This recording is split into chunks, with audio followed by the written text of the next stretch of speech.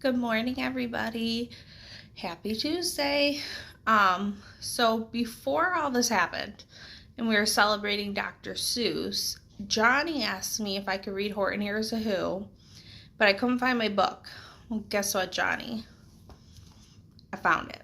So we're going to read Horton Hears a Who by the good old Dr. Seuss.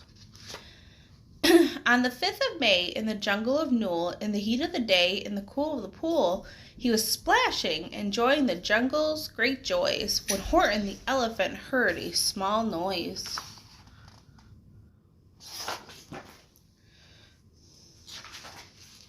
So Horton stopped splashing. He looked toward the sound. That's funny, thought Horton. There's no one around. Then he heard it again, just a very faint yelp, as if a tiny person were calling for help. I'll help you, said Horton, but who are you? Where? He looked and he looked, he could see nothing there, but a small speck of dust blowing past through the air.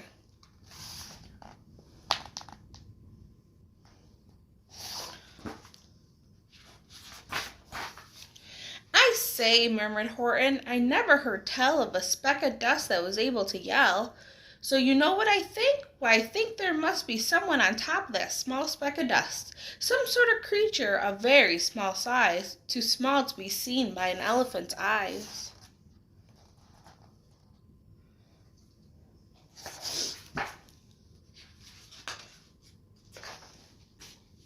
Some poor little person who's shaking with fear that he'll blow in the pool. He has no way to steer.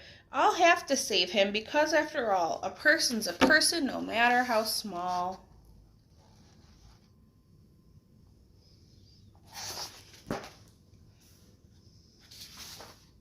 So gently, and using greatest of care, the elephant stretched his great trunk through the air, and he lifted the dust speck and carried it over and placed it down safe on a very soft clover.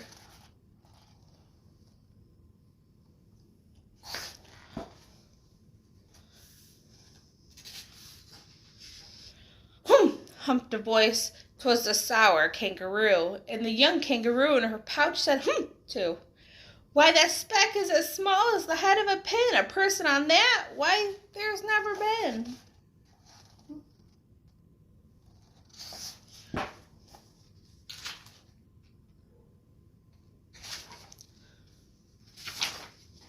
Believe me, said Horton, I tell you sincerely, my ears are quite keen, and I heard him quite clearly.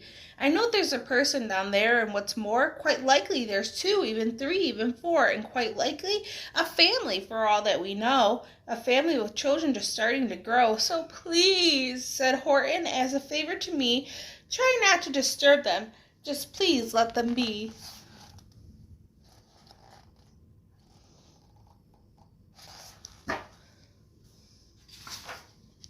I think you're a fool, laughed the sour kangaroo, and the young kangaroo in her pouch said, Me too. You're the biggest blamed fool in the jungle of Newell, and the kangaroos plunged in the cool of the pool. What terrible splashing, the elephant frowned. I can't let my very small persons get drowned. I've got to protect them, I'm bigger than they, so he plucked up the clover and hustled away.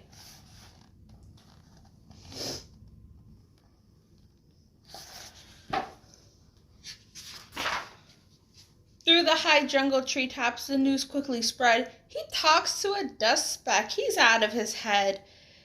Just look at him walk with that speck on that flower. And Horton walked worrying almost an hour. Should I put the speck down? Horton thought with alarm. If I do, these small persons may come to great harm. I can't put it down, and I won't. After all, a person's a person, no matter how small.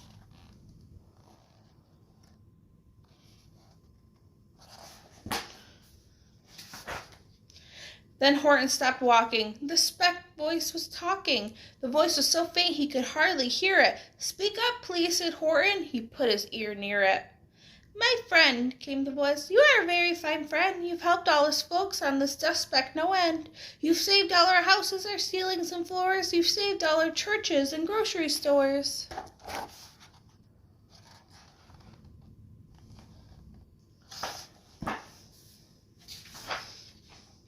You mean, gasped Horton, you have buildings there too? Oh yes, piped the voice, we most certainly do. I know, called the voice. I'm too small to be seen, but I'm mayor of town that is friendly and clean. Our buildings to you would seem terribly small, but to us who aren't big they are wonderfully tall. My town is called Whoville, for I am a Who, and we Whos are thankful and grateful to you. And Horton called back to the mayor of the town, You're safe now, don't worry, I won't let you down.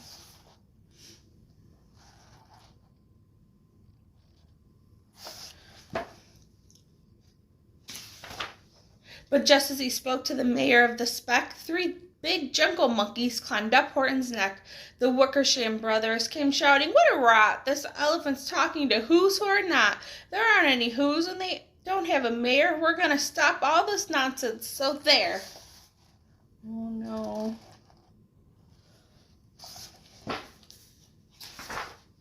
They snatched Horton's clover. They carried it off to the black-bottomed eagle named Vlad Likioff. The mighty, strong eagle, a very swift wing, and they said, Will you kindly get rid of this thing? But before the poor elephant could even speak, that eagle flew off with the flower in its beak.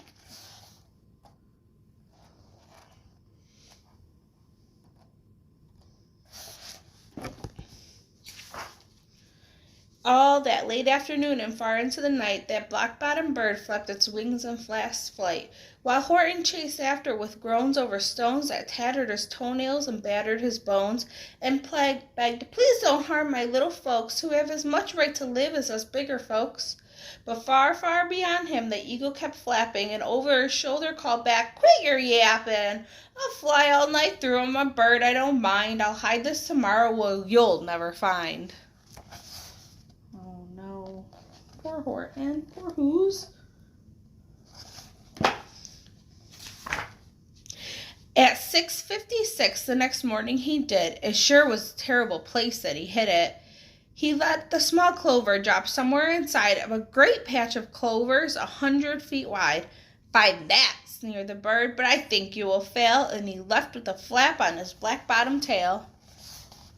Look at all those clovers.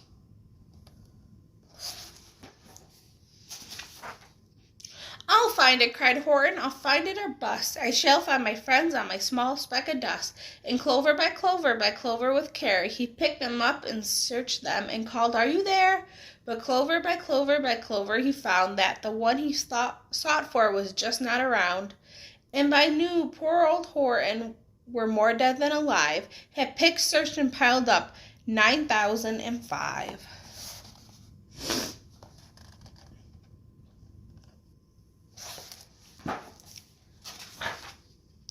Then, on through the afternoon, hour after hour, till he found them at last on the 3,000,000th flower. My friends, cried the elephant, tell me, do tell, are you safe, are you sound, are you whole, are you well? Oops.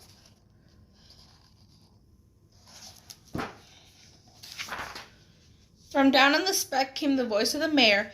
We've really had trouble, much more than our share. When that black-bottomed birdie let go and we dropped, we landed so hard that our clocks have all stopped. Our teapots are broken, our rocking chair smashed, all our bicycle tires blew up when we crashed. So Horton, please, pleaded the voice of the mayor, will you stick by us Whos while we're making repairs? Of course, Horton answered, of course I will stick. I'll stick by you small folks through thin and through thick.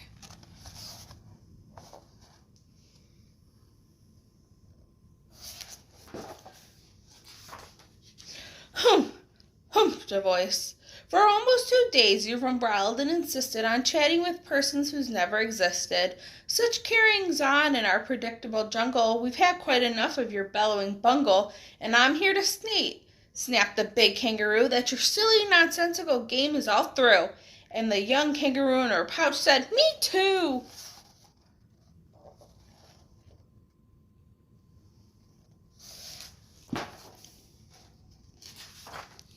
With the help of the Wickersham brothers and dozens of Wickersham uncles and Wickersham cousins and Wickersham in-laws whose help I've engaged, you're going to be roped and you're going to be caged. And for your dust speck, we shall boil that in hot steaming kettle of bezel nut oil. Boil it, gasped Horton. Oh, you can't do. It's full of persons, and they'll prove it to you.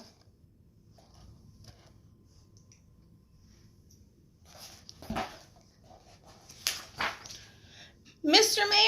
Mayor, Horton called. Mr. Mayor, you've got to prove now that you really are there. So call a great meeting, get everyone out, make every who holler, make every who shout, make every who scream, and if they don't, every who is going to end up in hazelnut stew.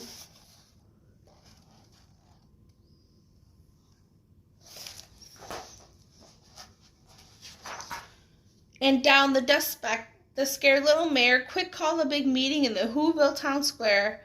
And as people cried loudly, they cried out in fear, "We're here! We're here! We're here! We're here!"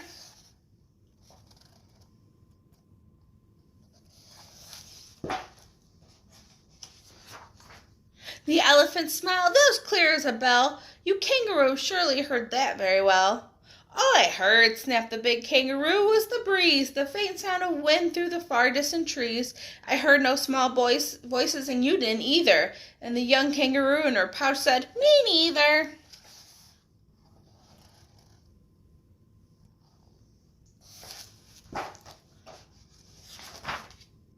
"Grab him," they shouted.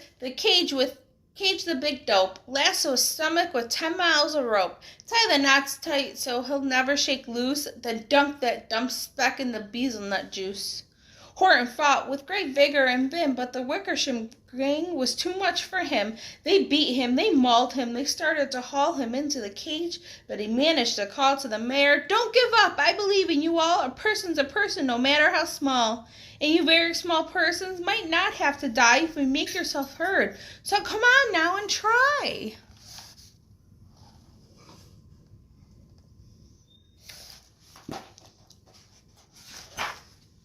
The mayor grabbed a tom-tom, he started to smack it, and all over Whoville they whipped up a racket.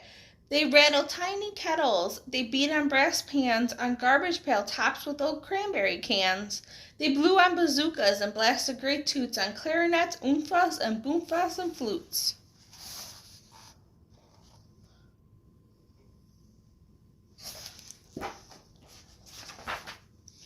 Great gusts of loud racket rang high through the air. They rattled and shook the whole sky. And the mayor called through the howling mad hubbub, "Hey, Horton, how's this? Is our sound coming through?" And Horton called back, "I can hear you just fine, but the kangaroo's ears aren't as strong quite as mine. They don't hear a thing. Are you sure all your boys are doing their best? Are they all making noise? Are you sure every who down in Whoville is working? Quick, think, look through your town. Is anyone shirking?"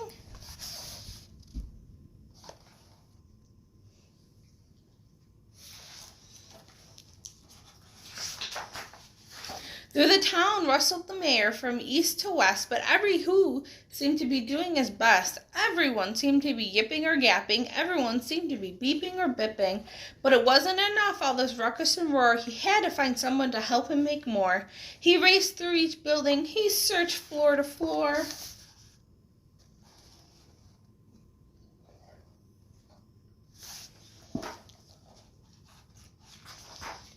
And just as he felt he was getting nowhere, almost about to give up in despair, he suddenly burst through the door, and that mayor discovered one shirker, hidden away in the Fairfax apartments, apart in 12J. A very small shirker named Jojo was just standing, bouncing a yo-yo, not making a sound, not a yip, not a chirp, and the mayor rushed inside, and he grabbed the young twerp.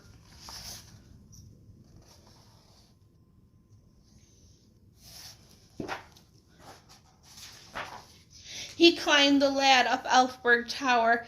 "This," cried the mayor, "is your town's darkest hour. It's time for all who have blood that is red to come to the aid of their country," he said. "We've got to make noise in greater amounts, so open your mouth, lad, for every voice counts." Thus as he spoke as he climbed, and when he got to the top, the lad cleared his throat and shouted out a yap.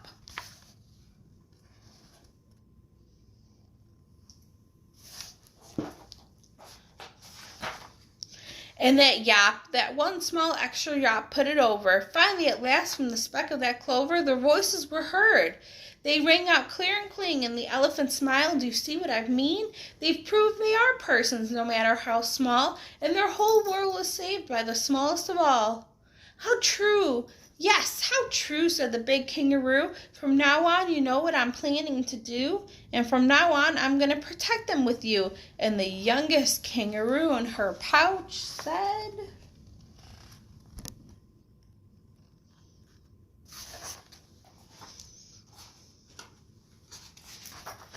Remus wants to say hi, I guess. Hi, Remus. Oh. Me too. From sun in the summer and rain when it's fallish, I'm going to protect them no matter how smallish.